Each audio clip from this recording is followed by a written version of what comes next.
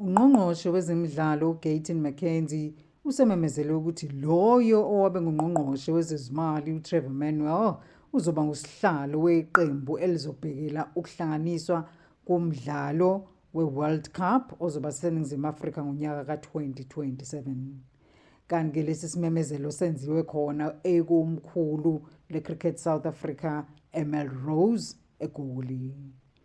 Lo mdlalo-ke izodlalwa khona la eNingizimu Afrika phakathi kwamanye amazwe azobamba iqhaza iNamibia neZimbabwe ngenyanga ka-October noNovember ngonyaka ka-2027.